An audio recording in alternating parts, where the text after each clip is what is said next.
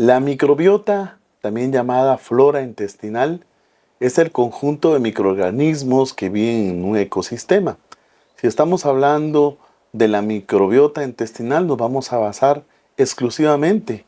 Hay una galaxia infinita ahí de bacterias, de microorganismos que inclusive se parecen mucho a los hongos, a otras células como estirpes muy específicas como las arqueas, eucariotas, etcétera. Pero básicamente vamos a hablar de microorganismos que van a ser diversos, que son importantes para mantener el balance natural de nuestro sistema digestivo y que tienen algunas funciones específicas y que van a ayudarse entre otras. Vamos a ver, este es un campo muy bonito. Actualmente estamos aprendiendo muchísimo, muchísimo. En la tecnología hay un área que se llama metagenómica. Estamos aprendiendo muchísimo, muchísimo del área. Yo todavía considero que todavía me falta mucho que aprender de la microbiota intestinal, el microbioma. Pero vamos a ir desarrollando este tema poco a poco para que ustedes también puedan entenderlo. No quisiera hacer tan difícil el tema, pero sí para que nosotros podamos comprender de que tenemos microorganismos. Tenemos microorganismos que a lo mejor ni se ven, que son tan pequeños. Ed Young, que es un famoso autor de libros, en su libro Yo contengo multitudes, habla sobre todo el papel importante de todas estas bacterias que habitan en nosotros, que desde tiempos memorables nosotros ya hemos coexistido con este tipo de seres, ¿verdad? Que habitan en nosotros, que son importantes para, no solo para la proliferación celular, para el mantenimiento del intestino, para que el debido crecimiento de las células, del papel también que tienen el metabolismo, porque vamos a describir más adelante cómo también las bacterias en el colon, por ejemplo, son necesarias que haya una simbiosis de estas bacterias junto con algunas partes del intestino grueso para producir algunos carbohidratos o algunos ácidos grasos de cadena corta que van a ser una fuente principal de energía para nuestro organismo. Si bien es cierto también para la formación de algunas otras sustancias, sales biliares, en fin, etcétera, van a tener un papel muy importante inclusive en el metabolismo. Estamos comprendiendo muchas funciones que tiene la microbiota intestinal, no solo para la salud digestiva, sino también para la salud mental, porque estamos también aprendiendo de que esta microbiota puede tener un papel en lo que nosotros le llamamos la tolerancia inmunológica y pues también el sistema nervioso inmunológico también va muy de la mano, porque desde tratados anteriores o antiguos ya conocíamos que algunos seres que no habían estado en contacto con microorganismos, los folículos linfóides, o sea, el sistema linfático no estaba tan desarrollado como otros seres humanos o otros animales que estaban en contacto con otro tipo de microorganismos. Esto pues tiene un papel muy relevante para el desarrollo de ciertas enfermedades como la obesidad, como el asma bronquial e inclusive también estamos aprendiendo muchísimo en gastroenterología sobre el desarrollo también de la enfermedad inflamatoria intestinal, donde estas células o más bien el sistema inmunológico no reconoce como propias algunos microorganismos y puede haber algún tipo de inflamación perpetua y esto puede provocar a que haya una inflamación increíble, súper bárbara, donde pueda producir algunos estragos como la formación de llagas, úlceras, en fin, provocando lo que nosotros le llamamos enfermedad inflamatoria intestinal, colitis ulcerativa, enfermedad de Crohn, etcétera, y también con la formación de algunos cánceres, sobre todo cáncer de colon. Como vemos, el tema de la microbiota intestinal es un tema muy apasionante que todavía está en mucha investigación y aquí se suman no solo gastroenterólogos, sino expertos en el área de la nutrición, endocrinólogos, internistas, inclusive, ¿por qué no decirlo?, genetistas, porque estamos hablando de que el microbioma es un conjunto de microorganismos que tienen genes específicos. Y ya se imaginarán ustedes, imagínense, nosotros a lo mejor creyendo nosotros que aquí en la Tierra somos nosotros los únicos seres vivos que existimos y a lo mejor hay una galaxia infinita de varios planetas y de varios seres que a lo mejor todavía ni conocemos, ¿verdad? Así es también la microbiota intestinal. Sabemos que hay una galaxia infinita y sobre todo muchas bacterias que tienen un papel muy importante y no solo porque sean bacterias.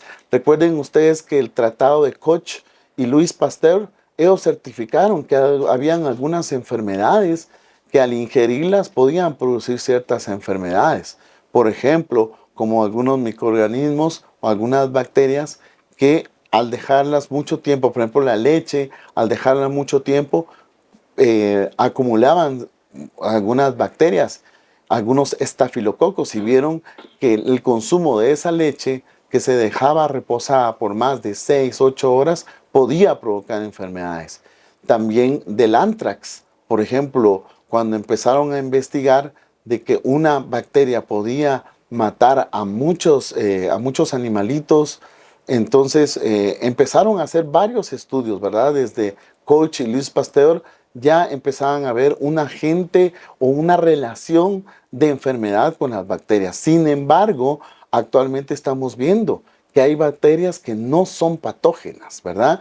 Que se comportan como simbiontes. ¿Qué son los simbiontes? Ya lo hemos visto nosotros inclusive en una película reciente de Spider-Man y el Venom, donde Venom es un simbionte que se apodera de Spider-Man para adquirir ciertas formas y ciertas características fenotípicas ahí.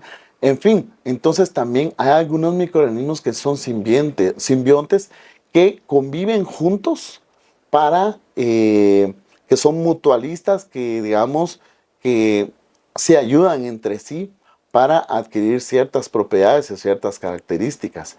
Por supuesto que van a haber bacterias que van a ser patógenas, pero aquí vamos a hablar de esas bacterias o de esos microorganismos que tienen efectos muy buenos en nuestro organismo. Imagínense, por ejemplo, como la producción de metano que nosotros producimos en nuestro intestino. ¿Quiénes son los encargados? Algunas bacterias que ya hemos estado estudiando, por ejemplo, como la Prevotella, que nos han ayudado bastante también para la descomposición de esos compuestos sulfuro, de azufre, en fin. Si no, nosotros seríamos una bomba que explotaría. Acumularíamos mucho metano, mucho CO2. Todas estas funciones se llevan a cabo por ciertos microorganismos en nuestro intestino grueso. También, pues es importante que ustedes sepan que también para el debido crecimiento, también no solo de las células epiteliales del intestino, sino también del cuerpo humano, es importante y hemos estado en contacto con las bacterias desde que nacemos. Incluso hay estudios que comprueban de hijos que nacen por vía parto vaginal, a diferencia de niños que nacen por cesárea. No adquieren las mismas bacterias. Inclusive se dicen que los niños que nacen por vía vaginal adquieren más lactobacilos, más enterobacterias, y eso les ayuda para ser más fuertes adelante. Incluso desde la ingestión del calostro y la lactancia también el niño empieza a adquirir ciertas bacterias de la piel de la madre que le ayuda de alguna otra manera para él desarrollar en ese tipo de intolerancia inmunológica que de tolerancia inmunológica que vamos a hablar más adelante, que es muy importante para que ellos más adelante puedan defenderse. Hay varias teorías, por ejemplo, como en enfermedades tan complicadas como la enfermedad inflamatoria intestinal, donde se dice que a estos niños de chiquitos los aislaron de gérmenes, los papás eran demasiado exigentes con antisépticos, con jabones, no dejaban que estos niños jugaran en espacios abiertos, en el jardín, en la tierra. Entonces, como vemos que es muy importante la relación también que nosotros tenemos como seres humanos con nuestro entorno, con animalitos, incluso el papel que dicen los alergólogos, cómo los alergólogos, los especialistas en alergias, curan a las personas que tienen algún tipo de alergia, acercando ese antígeno o ese alergeno, perdón, al paciente, como de una forma, un poco de una forma gradual, pero de alguna otra manera lo tienen que acercar para que este tipo de reacción pueda vencerse. Entonces es importante la relación que nosotros tenemos con el ambiente, con animales, con otros seres humanos, y no así, digamos, los microorganismos que habitan entre nosotros para poder producir un mutualismo, un fin común.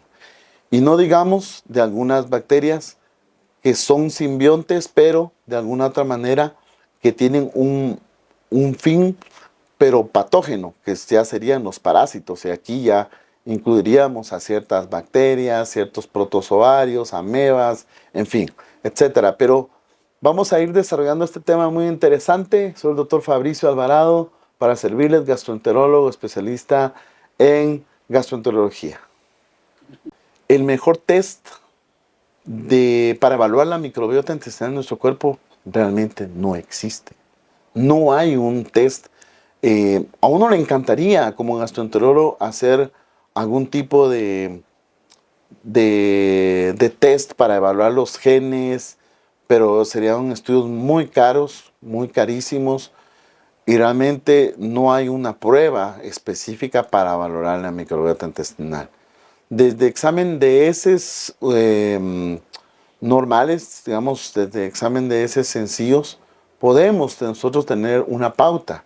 Y algunas veces, algunos pacientes se pueden asustar, sobre todo cuando tienen procesos virales agudos de diarrea. En los exámenes de heces pueden salir microbiota aumentada. Y pues esto en algunos médicos puede ser un indicio de dejarle algún tratamiento, pero sin embargo, para mí es una forma de protección de cómo la microbiota se está defendiendo ante un germen o ante un factor externo. Entonces, yo la verdad diría que no hay ningún test inmediato, a lo mejor en este momento no lo tenemos. Vamos a seguir aprendiendo con el tiempo que para conocer un poquito más de los genes de todas estas bacterias, se dice que en nuestro cuerpo habitan pues más de 4 series de bacterias o 4 clases de bacterias, que son las Firmicutes, Bacteroidetes, Prebotelas, Lactobacillus, Bifidobacterias, en fin, etcétera, que esas las hemos adquirido conforme, como ya mencionaba anteriormente, desde que nacemos, con el contacto de la madre, etcétera, con el contacto humano, con la interacción social. Pero las dos tipos de microorganismos que más se han estudiado son los Firmicutes y las Bacteroidetes, los cuales pueden aumentar en ciertos estados de enfermedad o en ciertos estados también de situaciones ahí complejas, ¿verdad? Sobre todo en algún tipo de alergias alimentarias, intolerancias, en fin, etcétera. Pero actualmente seguiremos aprendiendo para valorar y, y estratificar mejor nuestra microbiota intestinal. La mejor prueba va a ser la tolerancia a ciertos alimentos, ¿verdad? Esa es la mejor prueba para ver cómo está nuestra microbiota intestinal. Y pues donde haya una adecuada absorción y digestión de los alimentos, pues esa va a ser una mejor evaluación de la microbiota y el microbioma intestinal. Sí, los síntomas de una disbiosis, que quisiera definir la disbiosis, que es como la alteración de la homeostasis o del balance natural de estos microorganismos que son no patógenos, a que sí en algún momento puedan hacernos daño. La disbiosis intestinal puede ocurrir a veces por el exceso, o el uso de antibióticos de amplio espectro. Recuerden ustedes que los antibióticos también tienen efectos terapéuticos primarios, así como pueden matar, por ejemplo, un E. coli que puede estar dando una infección del tracto urinario, o como una Shigella o como una Salmonella que puede estar dando una infección intestinal. También hay antibióticos que pueden matar microorganismos vivos que son buenos para nuestro organismo. Entonces, de alguna u otra manera, pues va a tener un componente o una reacción secundaria el uso de antibióticos. También el estrés que nosotros vivimos, ¿verdad? Va a tener una repercusión increíble y de alguna u otra manera va a ser como causa y efecto. También cuando hemos visto casos de disbiosis intestinal, también hemos visto casos de ansiedad, nerviosismo, incluso hay autores que también promulgan mucho la situación de la relación del autismo con la alteración de la microbiota intestinal. Estamos entendiendo mucho cómo la dieta, también un cambio de dieta en la gente que sufre el espectro autismo, pues también puede cambiar, por ejemplo, quitando el gluten, haciendo algunos cambios con algunos azúcares, fructosas, disacáridos, oligosacáridos, etcétera. Podemos cambiar también el curso natural de algunas otras enfermedades neurológicas. O sea, como estamos viendo, nosotros, recuerden ustedes que el intestino absorbe la mayor parte de lo que nosotros ingerimos. O sea, el intestino yo lo diría que es la esponja natural ante el mundo, ante el entorno. Nosotros, el ser humano está expuesto al mundo, es una carta abierta al mundo exponiendo su intestino. O sea, nosotros estamos ingiriendo no solo las frutas, las verduras, eh, imagínense los alimentos procesados que tienen preservantes, conservantes, químicos, todo eso se absorbe de alguna u otra manera en el intestino delgado y de alguna u otra manera va a tener algún tipo de repercusión. Y si esos alimentos están contaminados con alguna situación, algún veneno, alguna situación, entonces igual nosotros podemos absorber ese tipo de sustancias en nuestro organismo y de alguna u otra manera va a tener algún efecto deleterio tarde o temprano también, o incluso también positivo, también dependiendo si estamos consumiendo pues una adecuada nutrición. Entonces, pues la microbiota intestinal, pues tenemos que cuidarla de la mejor manera, ¿verdad? Y pues consumiendo pues una adecuada alimentación, frutas, verduras, disminuir el consumo de, por supuesto es importante el consumo de proteínas, pero eh, realmente tenemos que ser muy sabios para elegir qué tipo de proteínas de origen animal vamos a escoger para que no pueda tener ninguna repercusión a nivel metabólico, para evitar también el hígado graso, el colesterol alto, etcétera, ¿verdad? Todo este tipo de situaciones van a ser importantes cuando para tenerlas en cuenta en el manejo adecuado, no solo en la nutrición, sino en el uso también conjunto de algunos medicamentos donde el especialista es necesario que deje para algunas enfermedades. Si los síntomas visibles de la disbiosis intestinal o de la alteración de la microbiota intestinal en nuestro organismo van a estar ligados al órgano o al sistema que está afectado. Por ejemplo, si en algún momento la absorción de algunas sustancias que son nocivas para la piel, pues las estamos ingiriendo, pues evidentemente la piel va a tener una consecuencia, pues con algún tipo de rash cutáneo, eczema, resequedad en la piel, etcétera, ¿verdad? Y no digamos también algunas otras manifestaciones digestivas, las más frecuentes pues serían la diarrea, algunos casos también de estreñimiento, ¿verdad? La sensación de bloating o de hinchazón, ¿verdad? Esa es una sensación también, muchos gases también, flatulencias, gases de mal olor, también dependiendo qué es lo que nosotros estamos consumiendo, ¿verdad? Y también algunos signos y síntomas relacionados a algunas otras enfermedades metabólicas. por ejemplo, como el hígado graso. Vamos a tener un paciente que está quejándose de dolor en la parte del hipocondrio derecho, o sea, debajo del costado derecho, de la costilla derecha, porque cuando ya hacemos los estudios diagnósticos de la astografía hepática, un ultrasonido abdominal, encontramos niveles excesivos de hígado graso.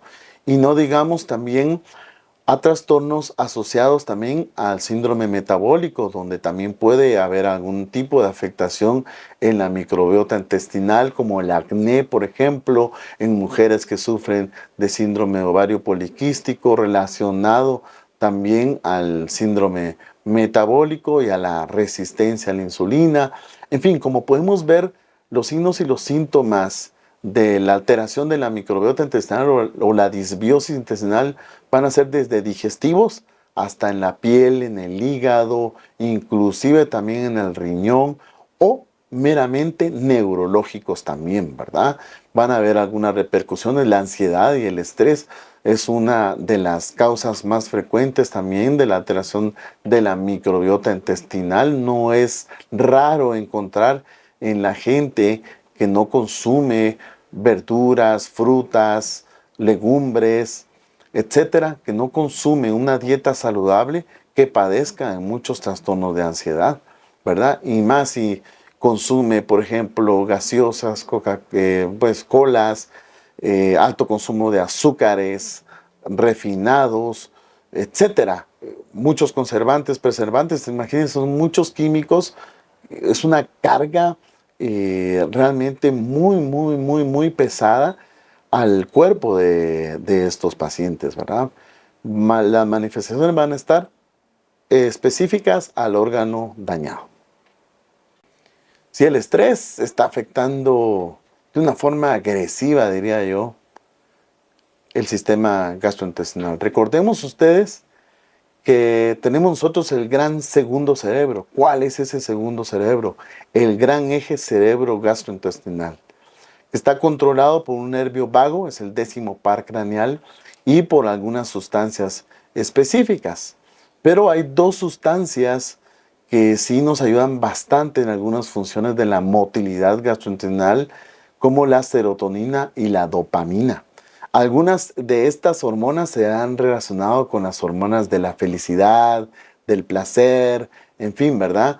Pero en el sistema digestivo, y cuando estamos relacionándolo con el estrés y cuando lo combinamos con la microbiota intestinal, hemos visto que hay un aumento de la permeabilidad intestinal, de las uniones estrechas del epitelio, digamos, o sea que el intestino, por decirlo así, se vuelve más permeable, más abierto. Yo lo mencioné anteriormente, que nosotros éramos un libro abierto ante el entorno. Entonces, ese intestino como que se vuelve más susceptible al entorno, a lo que entra desde fuera al intestino, y así no es una excepción con las uniones estrechas del intestino. Aumenta la permeabilidad intestinal. Hemos visto que hay un grado de inflamación más severo, ¿verdad? El sistema inmunológico se puede afectar también cuando el paciente no está consumiendo los nutrientes necesarios, si está consumiendo demasiada comida chatarra, alta en grasa, saturada, en fin, etcétera, muchos preservantes, conservantes, etcétera, son venenos para nuestra salud. El sistema digestivo puede alterarse. Y también, pues la motilidad puede estar relacionada, la motilidad alterada y el aumento de la permeabilidad intestinal con el estrés puede también relacionarse con el síndrome de intestino irritable. Actualmente hay muchos estudios donde hemos visto que este gran segundo cerebro, al estar involucrado con síndrome de intestino irritable y el estrés, hemos visto que es necesario que no solo el gastroenterólogo intervenga, sino también intervengan especialistas como psicólogos, psicoterapeutas, psiquiatras, para de alguna u otra manera regular esta situación que está pasando en el intestino. Hay un modelo biopsicosocial del intestino irritable donde el estrés, las cargas negativas, los traumas de la niñez de alguna u otra manera pues afectan en la conducta del individuo para su dieta, ¿verdad? Y, por ejemplo, para consumir un poquito más con atracones, consumir un poquito más de algunas dietas ricas en grasa, que le den cierto tipo de placer a estos individuos, sustituyéndolos por esas emociones que son buenas para ellos. En fin, es un tema muy interesante, es un tema que también es hot topic actualmente en gastroenterología, pero el estrés y la ansiedad sí tienen un papel muy importante en el desarrollo de enfermedades de la motilidad intestinal como el síndrome de intestino irritable y también en algunas enfermedades neurológicas como la enfermedad de Alzheimer. También hemos visto también que hay algunas alteraciones de la microbiota intestinal. Y también no digamos también la repercusión que sufre también cuando hay una disbiosis intestinal, sobre todo en pacientes que están afectados con una enfermedad inflamatoria intestinal. Se ha visto que estos pacientes pueden tener una repercusión o, o complicaciones más prolongadas a diferencia de los pacientes que no sufren mucho estrés.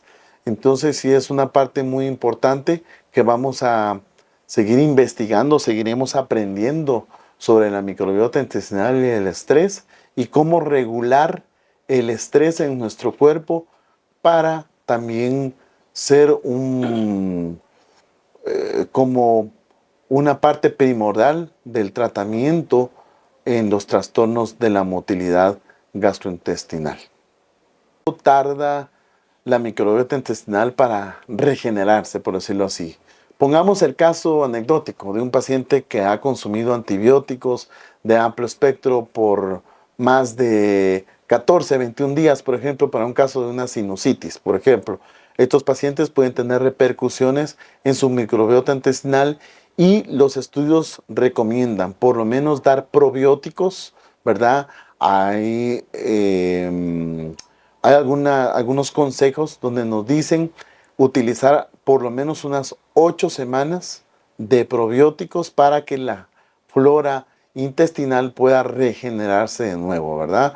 Sí, a veces pacientes, por ejemplo, con síndrome diarreico agudo o pacientes que han tenido algún tipo de gastroenteritis aguda, el mayor desafío como gastroenterólogo es que el paciente ya no tenga diarrea y que la microbiota intestinal también pueda regenerarse. Entonces, en estos pacientes, incluso a veces uno podría esperar que esta microbiota pueda regenerarse en el transcurso de unas 4 a unas 8 semanas, que sería el tiempo más o menos promedio, ¿verdad? Sin embargo, pues pueden afectarse por factores externos, ¿verdad? Ya lo mencionamos como el estrés, la ansiedad, otros medicamentos también, medicamentos para el dolor, etcétera. Y también que el entorno también de estos pacientes donde puedan estar sea un entorno pues agradable, fuera de estrés, un entorno donde puedan recibir cariño, amor, aceptación, que no haya rechazo, etcétera. Esto influye positivamente también en que el paciente pueda mejorar para que haya una buena regeneración de la microbiota intestinal.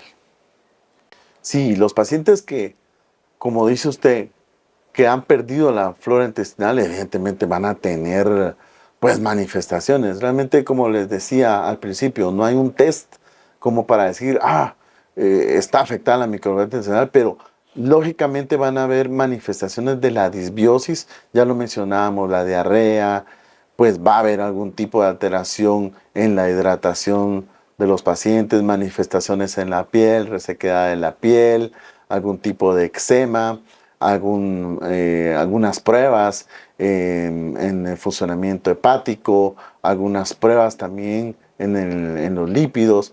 En fin, sí podemos darnos cuenta, digamos, de que cuando los pacientes han tenido una pérdida, si no completa, pero por lo menos sí significativa de la microbiota intestinal, es también la pérdida de peso, ¿verdad? Estos pacientes pueden perder peso más del 5 al 10%, en más de 3 o 4 semanas. Entonces sí, a veces es preocupante.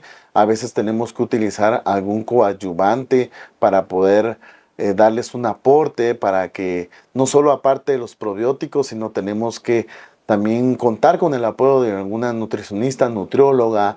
En este caso, aquí en nuestra clínica gastroendoscópica integral y nuestra clínica hermana Feminin, ¿verdad? Contamos con el apoyo de la doctora Ana Carolina Villatoro. Ella nos apoya muchísimo en el restablecimiento de estos pacientes después de un síndrome diarreico agudo, una gastroenteritis aguda, después de una úlcera péptica, una úlcera en el duodeno, pacientes que estén afectados por algún tipo de una pancreatitis aguda, crónica, que son enfermedades que de alguna u otra manera van a afectar, pues sobre todo también pacientes que están tomando tratamientos a veces por Helicobacter, que han tenido 2 o 3 recaídas para Helicobacter pylori. Usualmente damos probióticos para ayudarlos a mejorar con los efectos secundarios del uso de los antibióticos, pero también contamos con el apoyo de la doctora Ana Carolina Villatoro o con el apoyo de algunos otros nutricionistas para que nos ayuden para mejorar el estado ponderal, mejorar su requerimiento energético con proteínas, carbohidratos, etcétera, grasas también. Entonces sí es muy importante el manejo multidisciplinario para el adecuado restablecimiento de estos pacientes.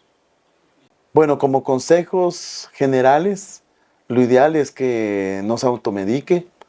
Es muy común la automedicación, el consumo de medicamentos antibióticos de amplio espectro. Pueden influir positivamente en su salud, sobre todo si usted tiene una buena infección, pero también pueden tener efectos secundarios. Recuerden ustedes que todos los medicamentos tienen efectos secundarios, entonces puede tener algún papel importante para la disbiosis intestinal, o sea, para alterar la microbiota intestinal, y en algún momento usted pueda necesitar de algún tipo de probiótico o algún cambio en su dieta. Otro consejo muy importante es que también este tipo de, pues todo tipo de enfermedades infecciosas como enfermedad inflamatoria intestinal, gastroenteritis aguda, pues usted pueda acudir con un especialista, con el gastroenterólogo, para que el médico le indique a usted cuáles son las terapias oportunas para que usted también no sufra, o la microbiota intestinal no sufra algún tipo de daño estructural, y también pues secundario al uso de algunos medicamentos que en algún momento pueden ser muy fuertes para su intestino. También otro consejo pues es comer de una forma saludable, ¿verdad? Tratar de evitar la comida chatarra, la comida que de la calle, que es muy condimentada, que es muy grasosa, ¿verdad? Tratar de tener los hábitos alimenticios, una buena higiene pues en los alimentos, y pues tener en cuenta, ¿verdad? Frutas, verduras en la pirámide del buen comer, del plato del buen comer, que sean como los pilares, también cereales, pues frutas, verduras, y que ustedes puedan también consumir pues de todo un poco, ¿verdad? Porque también a mí me ha tocado el caso de a veces de ver pacientes que a veces, no, usted está enfermo del hígado, y le hacen una excepción o le hacen una restricción de muchos componentes. Lo ideal es que usted pueda también consultar a una especialista en nutrición para un adecuado manejo y un adecuado control, y sobre todo seguimiento también para su salud digestiva. Recuerde, soy el doctor Fabricio Alvarado, aquí en Gastroendoscópica Integral. Estamos a la vanguardia de su salud digestiva.